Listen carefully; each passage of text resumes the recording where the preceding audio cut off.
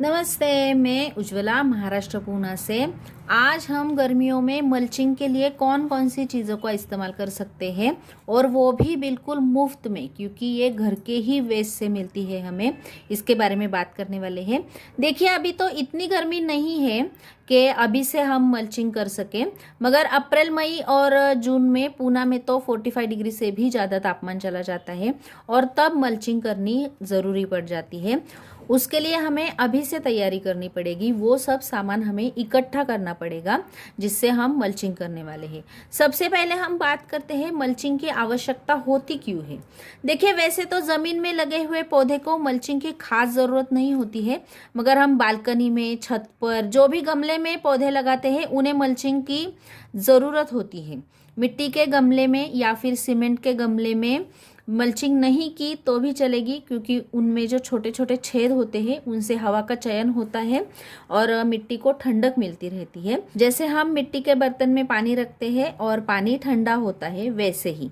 मगर जगह की कमी और मिट्टी के सीमेंट के गमले बहुत ज़्यादा वजनदार होते हैं, उनका वेट ज़्यादा होता है और इसीलिए सभी जगह पर प्लास्टिक के गमलों का इस्तेमाल ज़्यादा किया जाता है। लेकिन प्लास्टिक के गमले पर धूप गिरती है तो मिट्टी या फिर हमने जो डाला हुआ पानी होता है वो गर्म होता है उस धूप की वजह से, और उसी कारण से जड़ों के पास गर्मी रहती है और जड़ें खराब होने का डर रहता है।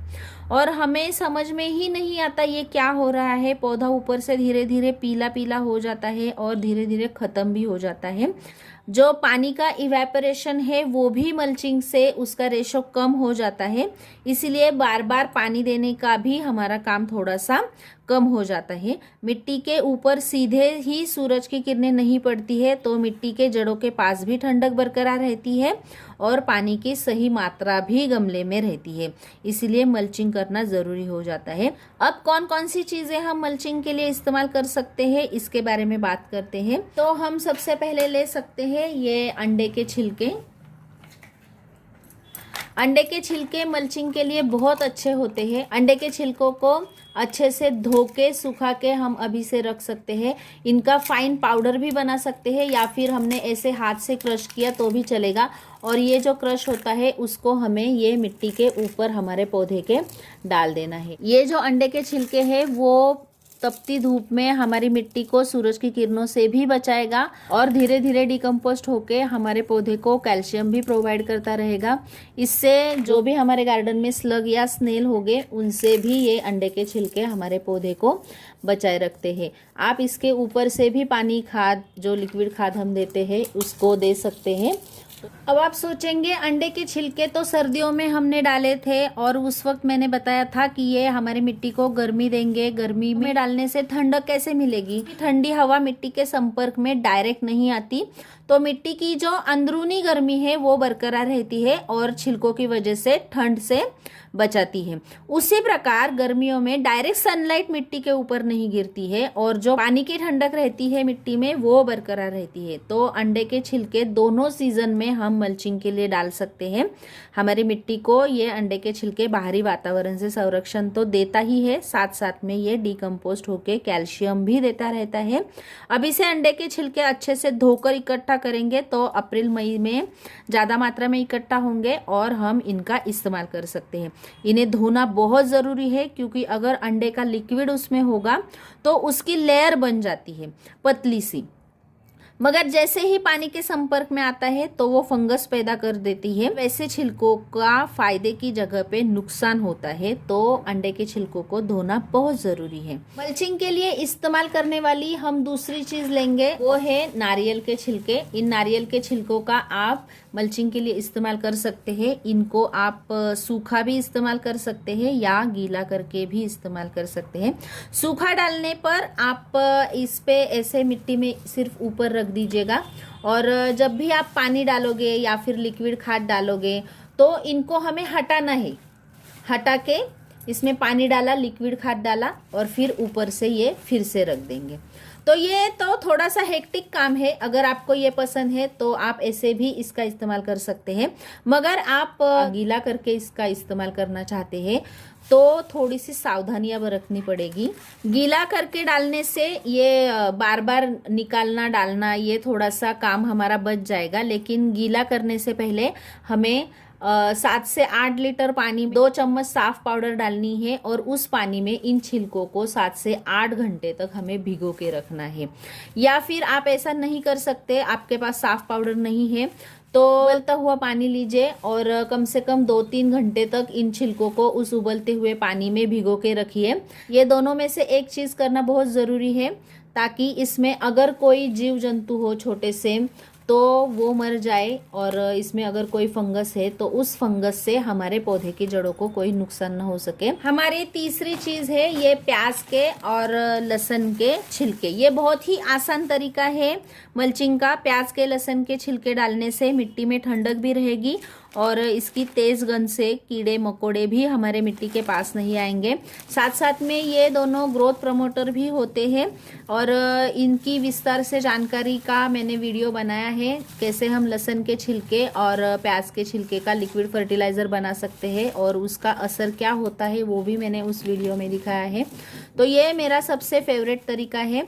और प्याज के छिलके लहसुन के छिलके बहुत आसानी से हमें मिल जाते हैं। हम घर में ये हर रोज़ बनाते हैं, तो ये हर रोज़ हम ऐसा इकट्ठा करके रखेंगे तो अप्रैल महीने तक हमारे पास बहुत सारे छिलके जमा होंगे। और अगर आपके पास ये नहीं तैयार होंगे, आपको जितना चाहिए उतना, तो आप किसी भी सब्जी की दुकान से उस दुकानदार को मांग के आप ला सकते हैं। वो भी आपको खुशी खुशी मुफ्त में दे देगा आपको। उनको भी ये कोई खास यूज़ की चीज़ नहीं होती है, तो उनसे भी आप मांग के ला सकते हैं। क्योंकि ये खुद ही एक खाद है, तो हम ज़्यादा कोई लिक्विड खाद बनाने से अच्छा अगर छिलके डालेंगे तो ये अपने आप ही हमारे पौधों को खाद देता रहेगा। तो आप भी प्याज के और लहसुन के छिलके इकट्ठा कीजिएगा और इनको मल्चिंग के तौर पे इस्तेमाल कीजिएगा। हमारी चौथी चीज़ है ये नीम के पत्ते। नीम के पत्तों का भी आप मल्चिंग के लिए इस्तेमाल कर सकते हैं। नीम के पत्ते तो बहुत कड़वे होते हैं और हमारे पौधों को ज़्यादा पेस्टिसाइड की भी ज़रूरत नहीं पड़ती है, क्योंकि नीम के पत्ते खुद ब खुद में एक पेस्टिसाइड है। इनसे हम पेस्टिसाइड बनाते हैं और इसके फली से नीम केक भी बनता है। बहुत से गुण होते हैं नीम में। अब मैं और नया कुछ क्या बताऊँ नीम के पेड़ के बारे में। नीम के पत्ते ठंडे होते हैं, इनकी मल्चिंग करने से पेस्टिसाइड फंजीसाइड इनका भी इस्तेमाल हम कम कर सकते हैं और ये फर्टिलाइज़र का भी काम करते हैं। तो नीम के पत्ते आप ऐसे पत्ते निकाल के भी इसमें डाल सकते हैं, या फिर ऐसे के ऐसे अगर आपने डाला तो भी चलेगा।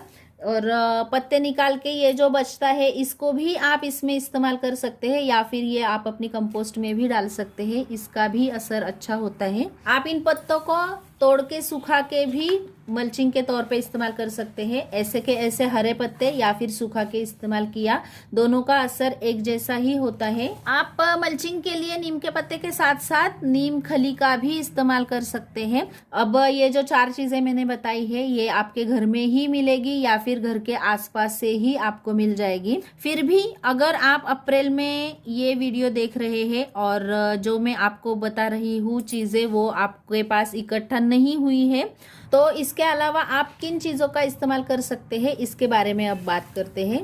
पहले तो मैंने बताया ये प्याज के छिलके आप किसी भी वेजिटेबल शॉप से ला सकते हैं, तो ये आसानी से मिल जाएंगे। इनका थोड़ा मुश्किल है, ये भी आपको अप्रैल में भी मिल सकते हैं। और इन चीज़ों के अलावा आप इस्तेमाल कर सकते हैं पेपर के टुकड़ों का। पेपर के टुकड़े को आप इस तरह से मिट्टी के ऊपर रख सकते हैं। दोनों साइड से रख दिया या तीनों साइड से ऐसे रख दिया तो भी चलेगा। इसको गीला नहीं करना है हमें, क्योंकि इसके प्रिंटिंग में जो इंक होती है वो हमारे पौधों को हानिकारक होती है। ये कागज के टुकड़े भी नारियल के छिलके की तरह हमें रखने हैं, सूखे रखने हैं। पानी डाला, फर्टिलाइजर डाला, वापस इनको रखना है। इसके साथ साथ आप ये ऐसे जो बॉक्सेस आते हैं इनका भी इस्तेमाल कर सकते हैं, जिनको गद्दे बोला जाता है। और इन गद्दों का भी इस्तेमाल आप मल्चिंग के लिए कर सकते हैं। आप पेपर की तरह ऐसे के ऐसा भी रख सकते हैं दोनों तरफ से, या फिर इसके टुकड़े करके भी आप इसमें डाल सकते हैं। इनको गीला करने से कोई परेशानी नहीं होती है। ये भी अच्छे से खाद का काम करता है। एक्स्ट्रा जो वाटर होता है वो हमारे पौधे के मिट्टी से ये एब्जॉर्ब कर लेते हैं। तो ऐसे छोटे छोटे टुकड़े करके आप इसको मल्चिंग के तौर पे इस्तेमाल कर सकते हैं। इन गद्दों के साथ साथ आप जो रेत होती है कंस्ट्रक्शन के काम आती है वो चलनी से छान ली जाती है, और छान के जो बड़े बड़े पत्थर रहते हैं उनका इस्तेमाल आप इसमें मल्चिंग के तौर पे कर सकते हैं। या फिर जो भी हमारे गमले टूट जाते हैं उन गमलों के टुकड़ों का भी आप इस्तेमाल कर सकते हैं। और अभी बाज़ार में ये ऐसे रंगीन पत्थर मिलते हैं, आप उनका भी इस्तेमाल मल्चिंग के लिए कर सकते हैं, जिससे मल्चिंग का भी काम हो जाएगा, ठंडक भी बरकरार रहेगी और हमारा पौधा भी डेकोरेटिव लगेगा। तो ये ऐसे पत्थर या फिर ऐसे ये जो चमकीले होते हैं इनका इस्तेमाल भी आप मल्चिंग के लिए कर सकते हैं। और अगर आपको मल्चिंग नहीं करनी है, आपके यहाँ पे ज़्यादा धूप नहीं आती है, तो आप ऐसे मटके भी रख सकते हैं, जिससे हवा में जो गर्मी होती है उसके कारण अगर मिट्टी गर्म होने लगती है या फिर पानी गर्म होने लगता है, मटके रखने से क्या होगा, इसमें ठंडक बरकरार रहेगी। अब जो पहली 4 चीजें मैंने बताई है, जैसे अंडे के छिलके, नारियल के छिलके, प्याज के छिलके, नीम के पत्ते, ये तो मल्चिंग के साथ साथ कुछ और भी काम करते हैं, जैसे कि फर्टिलाइजर, पेस्टिसाइड। और बाद में जो मैंने चीजें बताई है वो सिर्फ मिट्टी के ऊपर सीधे धूप गिरने से बचाती है, बाकी कुछ उनका उपयोग नहीं होता है। इनमें से आप कोई भी चीज का इस्तेमाल कर सकते हैं। साथ साथ आप इसके अलावा कुछ और चीजें इस्तेमाल कर रहे हैं तो हमें कमेंट बॉक्स में जरूर लिखना, ताकि मुझे और हमारे भाई बहन जो हमारा ये वीडियो देख रहे हैं उनको भी उस बारे में पता चले। तो कैसे लगा आपको ये वीडियो? अच्छा लगा तो लाइक ज़रूर कीजिएगा और मेरे चैनल को सब्सक्राइब कीजिएगा। नमस्ते।